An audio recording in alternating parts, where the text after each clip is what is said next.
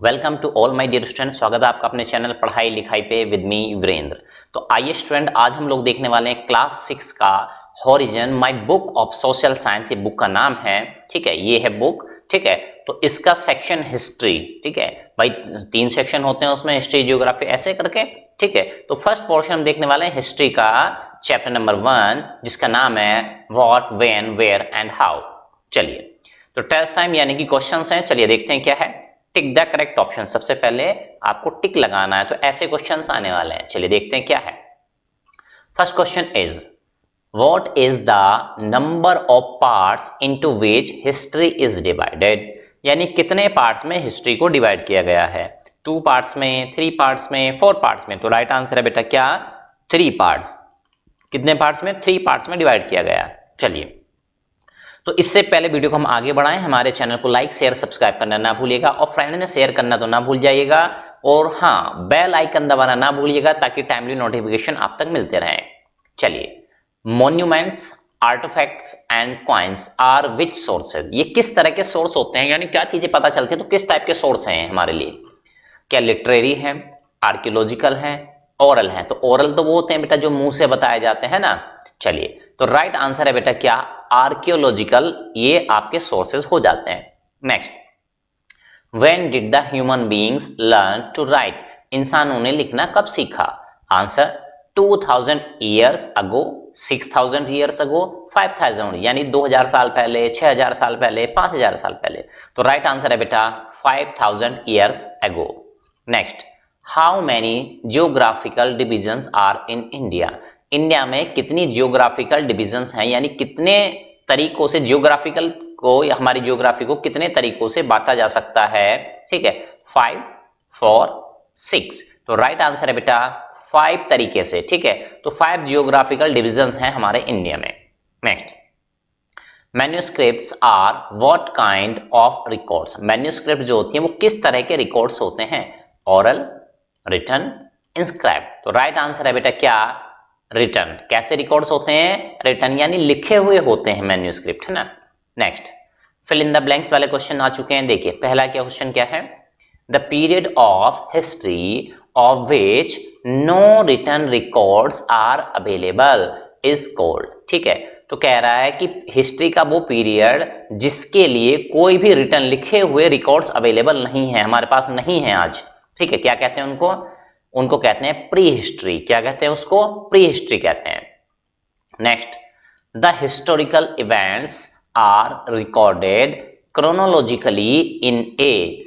जो historical events होती हैं हमारे इतिहास में, जो घटनाएं हुई हैं, ठीक है, रिकॉर्डेड मतलब उनको, रिकॉर्ड का मतलब ये नहीं कि वीडियो कैमरा लेके रिकॉर्ड कर रहे हैं, है ना, मतलब कहीं ना कहीं पे दर्ज कर लें हम उनको, है ना, यानी हमारी वो जानकारी में रहें। तो ऐसे कैसे रिकॉर्ड करेंगे, सबको पता रहे। ठीक है, रिकॉर्डेड क्रोनोलॉजिकली। क्रोनोलॉजिकली का मतलब होता है टाइम, यानी कौन सी पहले हुई थी उसके बाद कौन सी हुई, तो इस तरह से सिक्वेंस में, है ना।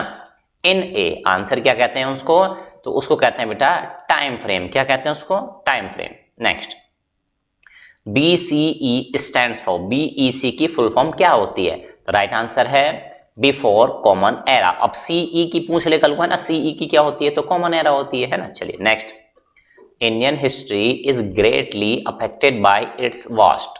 ठीक है, तो कह रहा है कि भारतीय इतिहास जो था ग्रेटली, सबसे ज्यादा अफेक्टेड, किस चीज से अफेक्ट था, इट्स वास्ट। किससे था भाई सबसे ज्यादा, तो वो था जियोग्राफिकल फीचर्स। किससे था, जियोग्राफिकल फीचर्स की वजह से।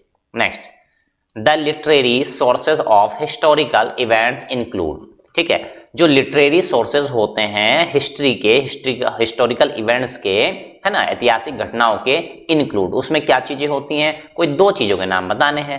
राइट आंसर है मैन्यूस्क्रिप्ट्स होती हैं और वॉल राइटिंग। ठीक है, वॉल राइटिंग मत समझते हैं आप, दीवारों पे लिखना, है ना। चलिए next, the remains of ancient buildings, inscriptions, coins and artifacts are known as. ठीक है, रिमेन्स मतलब बचे हुए अवशेष, एंशिएंट पुरानी चीजों के, जैसे कि बिल्डिंग के, इंस्क्रिप्शंस, कॉइन्स एंड आर्टिफैक्ट, इनको क्या कहते हैं। राइट आंसर है, इनको कहते हैं आर्कियोलॉजिकल सोर्स। क्या कहते हैं, आर्कियोलॉजिकल सोर्सेज। चलिए नेक्स्ट, ट्रू फॉल्स क्वेश्चन आ गए, बहुत अच्छे लगते हैं बच्चों को, है ना, ट्रू फॉल्स क्वेश्चन। चलिए जानते हैं क्या है। There is no relationship between the geography and history of a country. ठीक है, ट्रू है या फॉल्स है? तो कह रहा है कि कोई भी रिलेशन नहीं होता है बिटवीन किसके बीच में, geographical history of a country.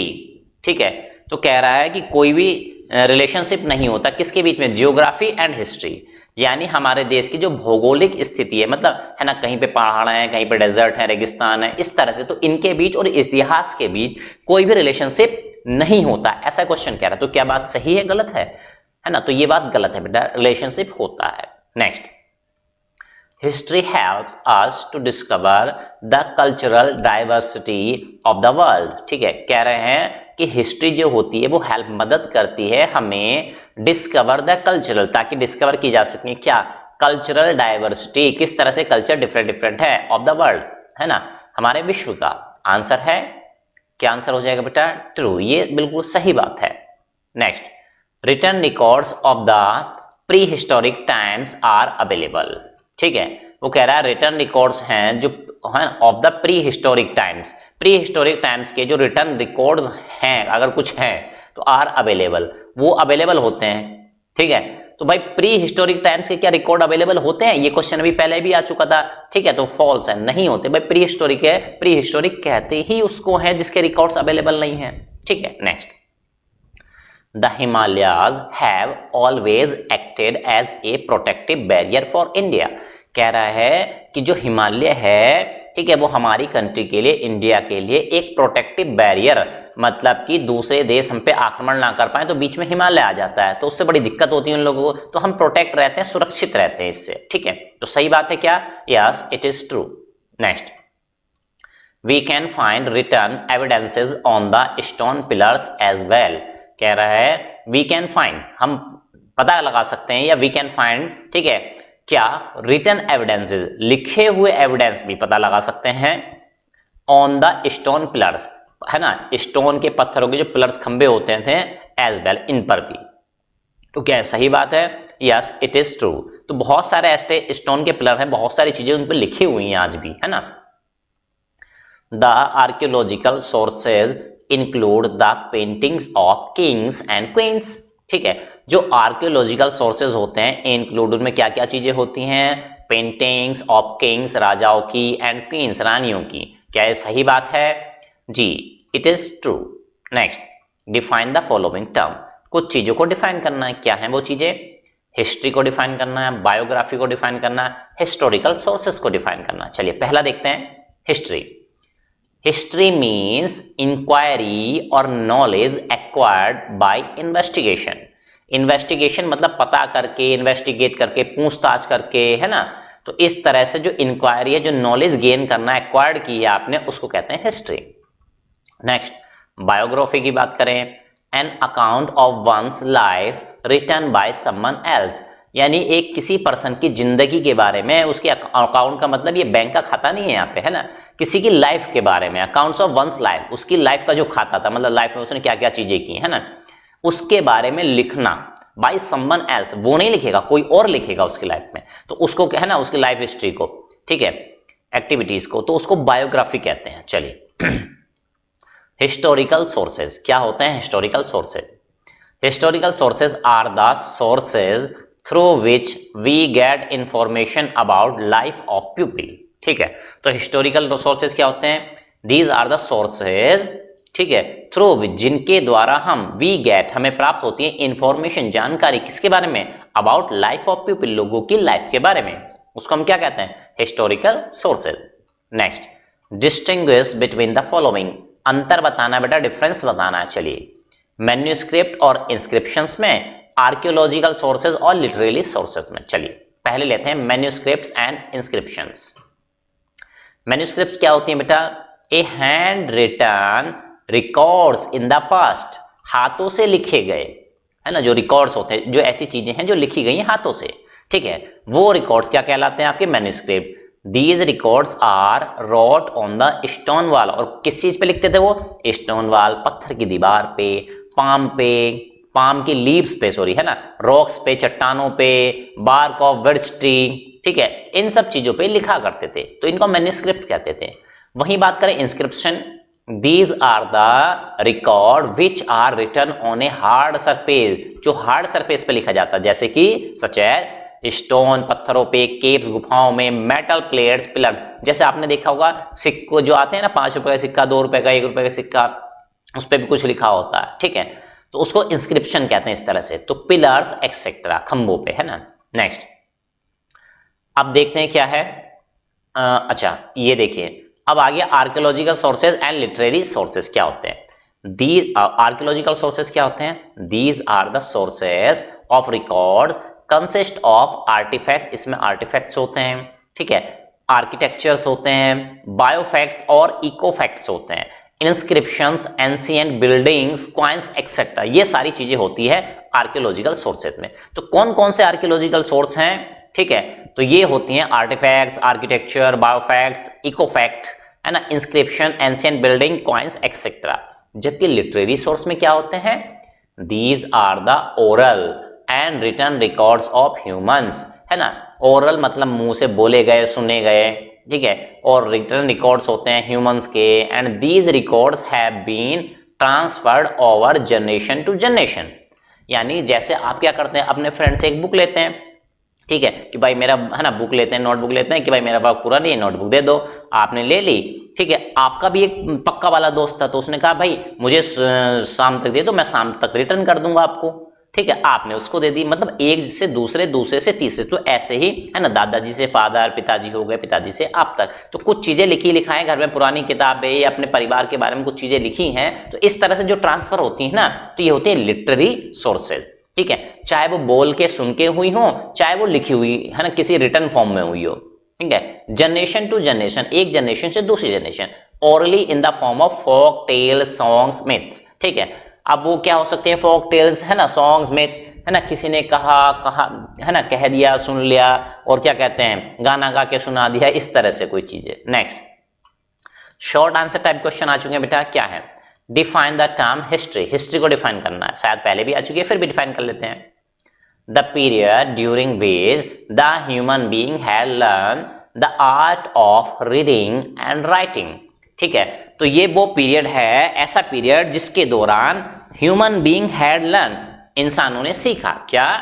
The art of reading, पढ़ने की कला सीखी, राइटिंग सीखी, and has we have many written record, और भाई लिखना पढ़ना सीखा, तभी तो हमारे पास आज बहुत सारे रिटर्न रिकॉर्ड्स हैं। Available is known as history, तो जो अवेलेबल है उसको हम हिस्ट्री कह रहे हैं। Next what is a timeline, ये टाइमलाइन क्या होती है, चलिए जानते हैं। The series in which events take place, ये सीक्वेंस है, पैटर्न है, ठीक है, विच इवेंट्स, ठीक है, ये वो सीरीज है जिसमें कि इवेंट्स टेक प्लेस हुई है, किसके बाद कौन सी, पहले के बाद दूसरी, दूसरी के बाद सीक्वेंस है ना, पैटर्न है। इन क्रोनोलॉजी, क्रोनोलॉजी मतलब टाइम के साथ साथ कौन पहले कौन बाद में, इज नोन एज टाइमलाइन, तो इसको हम क्या कहते हैं? टाइमलाइन कहते हैं। Next what is archaeology, archaeology क्या होती है जानते हैं। It is the study of human activity, तो इसमें ह्यूमन एक्टिविटी की स्टडी करते हैं, ह्यूमन कैसे एक्टिविटी करता है, ठीक है, बाय किसके द्वारा? एक्सकेवेटिंग, खुदाई के द्वारा, खुदाई करते हैं, डिगिंग करते हैं ना आप, and analysing the historical resources, और उनको एनालाइज करते हैं, देखते हैं, ऑब्जर्व करते हैं क्या चीजें हैं, कैसे हो रही है, ऐसा ही क्यों, है ना, तो एनालाइज करते हैं, उसको खोदते हैं, डिगिंग करते हैं, ठीक है, फिर उनको एनालाइज करते हैं। चलिए next mention some of the archaeological evidences that provide us information about the past, कह रहा है कि भाई कुछ आर्कियोलॉजिकल एविडेंस प्रूफ बताओ, दैट प्रोवाइड अस, जिनके द्वारा हमें प्राप्त होती है इंफॉर्मेशन अबाउट द पास्ट, है ना, पास्ट के बारे में। चलिए दीज हिस्टोरिकल ऑब्जेक्ट्स इंक्लूड, कौन कौन सी चीजें हैं इसमें?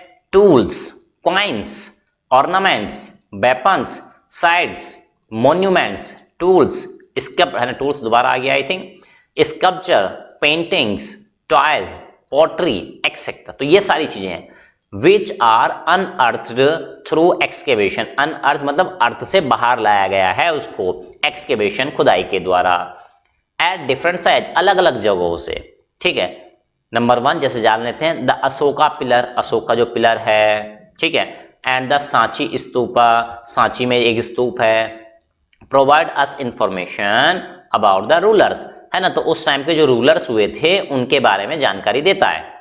दूसरी चीज इंडियन रूलर्स समुद्रगुप्त, है ना, समुद्रगुप्त एक वो थे, है ना, रूलर थे ऑफ द गुप्ता डायनेस्टी, जो कि गुप्ता डायनेस्टी के थे, is depicted on his coin playing veena, वीणा, है ना। तो यानी कि डेपिक्टेड यानी उनको चित्रित किया गया है ऑन हिज कॉइन, एक सिक्के पर, प्लेइंग वीणा, वो वीणा बजा रहे थे वहां पे, है ना, ऐसे बजाते हुए। This proves that he was a great musician, इससे पता चलता है कि वो एक अच्छे म्यूजिशियन थे, महान म्यूजिशियन थे। These coins also tell us about the economic condition of those time, और इन सिक्कों से, इन सारी चीजों से हमें उस टाइम की इकोनॉमिक कंडीशन, आर्थिक, है ना, पैसा धेला कैसा था, ठीक है, तो उसके बारे में भी जानकारी मिलती है कि वो अच्छी थी। The ruins of Nalanda and Vikramshila enlightened us about the ancient system of education followed in India, ठीक है। द रूइंस ऑफ नालंदा, जो बर्बाद हो चुकी है नालंदा यूनिवर्सिटी, है ना भाई, उस पर आक्रमण किया गया था, बर्बाद कर दिया गया था उसको, ठीक है। और विक्रमशिला, ठीक है। एनलाइटन अस, तो वो हमें प्रकाश डालती है, बताती है कुछ चीजों के बारे में अबाउट द एंशिएंट सिस्टम, कि किस तरह से सिस्टम काम करता था एजुकेशन का, फॉलोड इन इंडिया, ठीक है। तो वहां से खुदाई से जो चीजें मिलती हैं उनसे हमें जानकारी मिलती है। Next, name the geographical features of India, geographical features बतानी है इंडिया की। कौन कौन सी होती हैं भाई, देखो, major geographical regions of India, ठीक है, कौन कौन से हैं, हिमालय। अब हिमालय में क्या है, क्या फीचर्स हैं, Himalayas have always acted as a protective barrier of India, ये इंडिया के लिए एक प्रोटेक्टिव बैरियर की तरह काम करता है। जबकि नॉर्दर्न प्लेन्स, ये क्या करते हैं, northern plains situated along the reverse like Indus, ठीक है, यानी कि इस रिवर के साइड किनारे किनारे बसे हुए, ये क्या कहते हैं, नॉर्दर्न प्लेन्स हैं, ठीक है। इंडस हो गई रिवर, गंगा हो गई, यमुना हो गई, ब्यास हो गई, had fertile land and easy access to supply of water, ठीक है। तो ये लैंड, यहाँ की जमीन जो थी बहुत ज्यादा उपजाऊ थी, इजी ऐसे आसानी से पानी की सप्लाई वहां पे अवेलेबल थी। This resulted in the development of the agriculture, इससे वहां पे खेती बाड़ी करना बहुत आसान था, दोस्तों खेती बाड़ी का बहुत डेवलपमेंट हुआ, एग्रीकल्चर ट्रेड का बहुत ज्यादा डेवलपमेंट वहां पे हो गया। The richness of the soil facilitate the establishment of big empire, यानी खेती बाड़ी इतनी रिच थी, सॉइल इतनी रिच थी, तो इसकी मदद से आसानी हो गई किसमें, एस्टेब्लिशमेंट ऑफ बिग एम्पायर, बड़े बड़े, है ना, एम्पायर्स खड़े हो गए वहां पे, लाइक दोज ऑफ द, जैसे कि मौर्य आए, गुप्ताज आए, मुगल्स आए इंडिया में, तो ये इतना एनरिचमेंट था, इसलिए तो ऐसा हुआ। Next, the Vindhyas of the central India, है ना, विंध्याज सेंट्रल इंडिया के क्या था भाई यहाँ पे, the Vindhyas is a range of mountain, ये पहाड़ों की एक श्रृंखला है इन सेंट्रल इंडिया, मध्य भारत में, which separates the northern parts, ठीक है, ये क्या करती है, नॉर्दर्न मतलब उत्तरी पार्ट्स को फ्रॉम द साउथर्न पार्ट, दक्षिण पार्ट, उत्तरी हिस्से को, भारत के उत्तरी हिस्से को दक्षिणी हिस्से से अलग करती है। नेक्स्ट, फॉर द डेक्कन प्लेटू, ये क्या करता है भाई, देखो, south India remain under the influence of the Dravidian culture, Bharat हमारा उत्तर भारत, सॉरी दक्षिण भारत जो है, ठीक है, वो क्या रहा, इन्फ्लुएंस में रहा, प्रभाव में रहा द्रविडियन कल्चर के। Even when the Aryan influence extended, है ना, जब भी रहा, कब, जब आर्यन का इन्फ्लुएंस एक्सटेंड बढ़ने लगा ओवर द नॉर्थ में, तब भी ये यहाँ पे द्रविडियन कल्चर का इफेक्ट ही ज्यादा था तब भी। It enable the growth of several regional kingdoms here, है ना, तो यहाँ पे कह रहा है इसकी वजह से क्या हुआ, यहाँ पे बहुत सारे रीजनल किंगडम्स डेवलप हो गए, लाइक दोज ऑफ, जैसे कि चोलाज, चालुक्याज एंड राष्ट्रकूटाज, ठीक है। नेक्स्ट है द कोस्टल प्लेन्स, ये क्या थे भाई, the long coastline has enabled India to maintain trade relations with the foreign countries since the ancient time, ठीक है। कोस्टल प्लेन जो थे, यानी कि समुद्र के किनारे के जो इलाके थे, ठीक है, तो लंबी कोस्ट लाइन थी हमारी, बहुत ज्यादा एरिया था, हैज इनेबल्ड इंडिया टू, है ना, मेंटेन ट्रेड, तो ये व्यापारिक संबंध बनाने में बड़ा आसानी हो गई, क्योंकि व्यापार पहले समुद्र के माध्यम से ही बहुत ज्यादा होता था, आज भी होता है बहुत ज्यादा, विद द फॉरेन कंट्री, विदेशी कंट्रियों से हम व्यापार करने लगे, सिंस द एंशिएंट टाइम, पुराने समय से।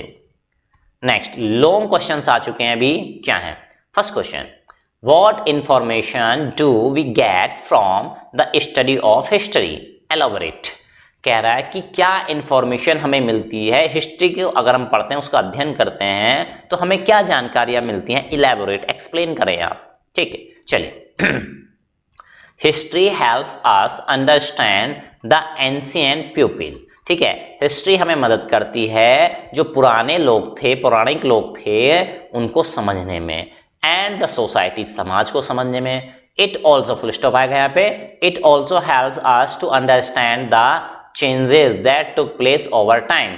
ठीक है, तो ये हमें हेल्प करता है अंडरस्टैंड, समझने में, क्या, चेंजेस के बारे में, जो जो परिवर्तन आए, that took place over the time, समय के साथ साथ जो हुए, and how the society will live in came to be, और जिस सोसाइटी में हम रह रहे हैं वो कैसे, मतलब इस तरह से कैसे डेवलप हुई, कैसे बनी, है ना।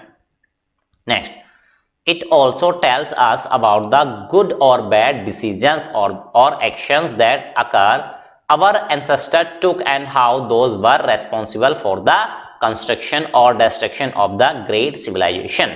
ठीक है, और ये हमें ये भी बता, टेल्स अबाउट, हमें यही बताता है द गुड और बैड डिसीजन, अच्छे और बुरे निर्णय जो लिए गए और एक्शन जो लिए गए, दैट आवर एंसेस्टर टुक, जो हमारे कौन थे, पूर्वज थे, उन्होंने डिसीजन जो लिए वो अच्छे थे या बुरे थे, and how those were responsible, और वो किस तरीके से जिम्मेदार थे, वो एक्शन जो लिए गए, फॉर द कंस्ट्रक्शन और destruction of the great civilisation, जो हमारी सिविलाइजेशन थी उसके लिए कैसे वो कंस्ट्रक्टिव या डिस्ट्रक्टिव साबित हुए।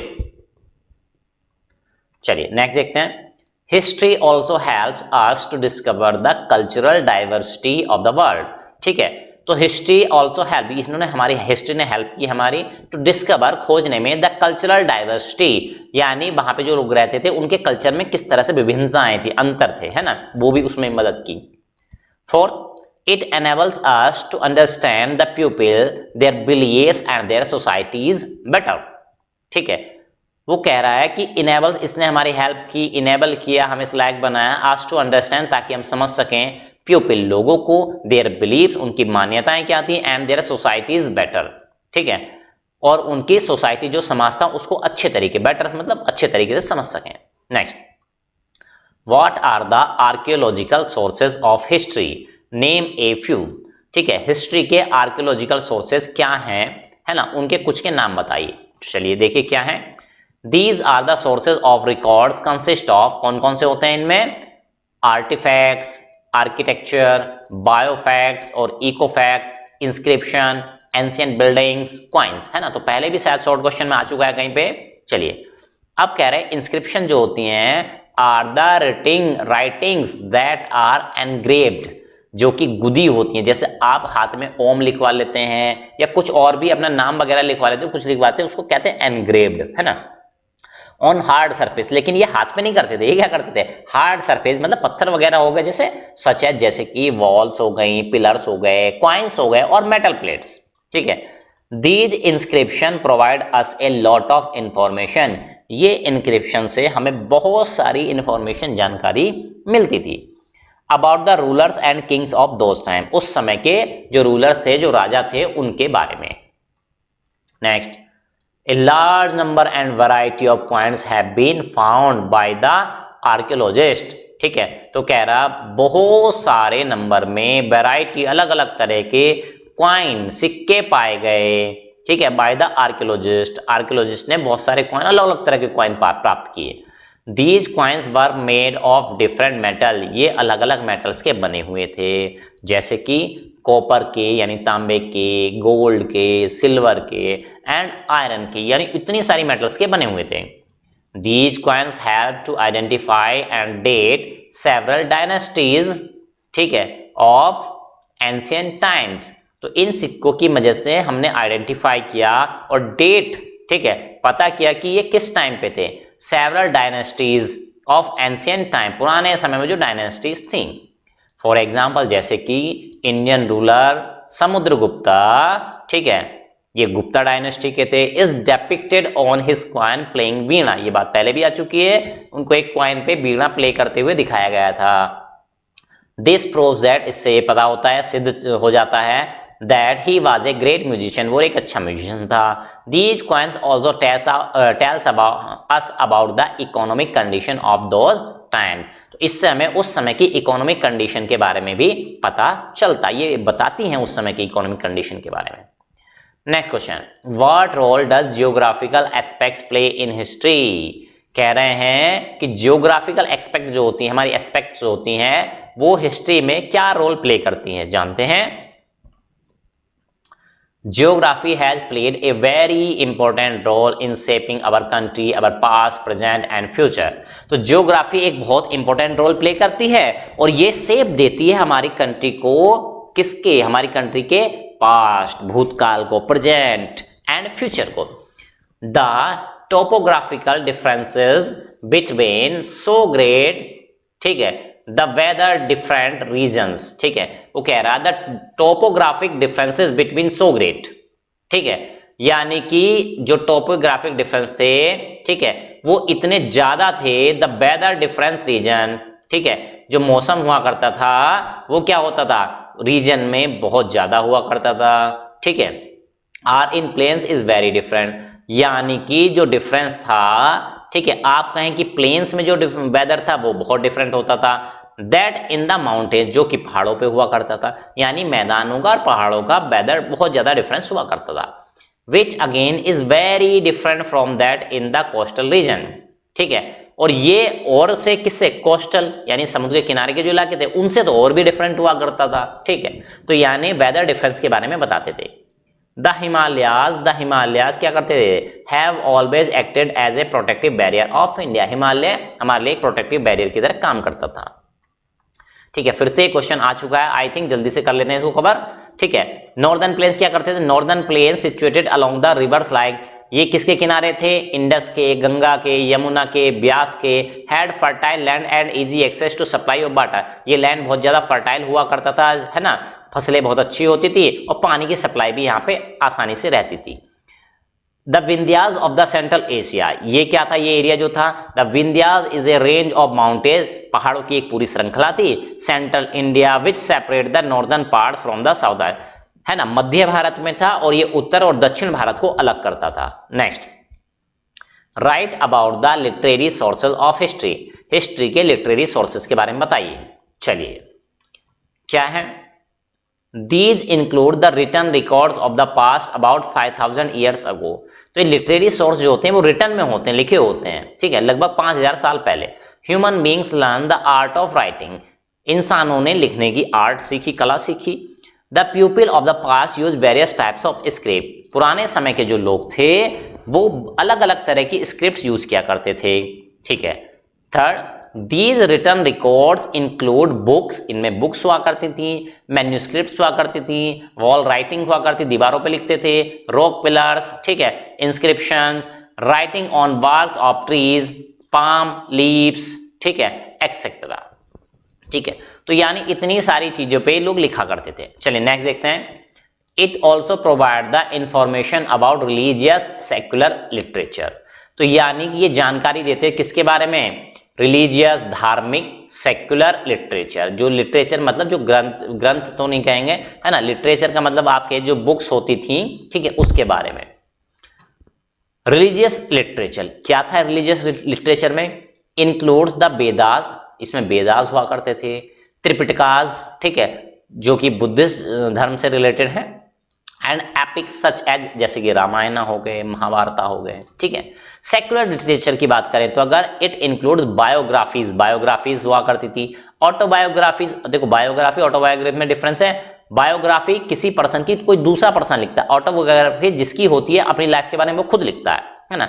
पोएम्स हो गए, ड्रामास हो गए, chronicles and the written accounts of the travellers, travellers मतलब जो दूसरे देशों से आए थे वो, है ना, travelogues etcetera. Some examples are ancient manuscript, क्या है, अर्थशास्त्र चाणक्य ने लिखी थी, Si Yu Ki by Hiuen Tsang ने लिखी थी, इंडिका बाय मेगास्थनीज एंड ये क्या लिखा बेटा नीचे, एंड माओ, ठीक है, अदर्स, ठीक है, तो ये था मेगास्थनीज एंड माओस, ठीक है, अदर्स ने लिखी थी। तो ये कुछ चीजें हैं यहाँ पे जो आपको ध्यान रखनी चाहिए। Next 5 question, in which 3 parts do we divide the time frame of history elaborate, ठीक है, इन विच 3 पार्ट्स यानी किन 3 हिस्सों में वी डिवाइड हम बांट सकते हैं या बांटते हैं, divide the time frame of history, history के टाइम फ्रेम को एलोबरेट, एक्सप्लेन करें।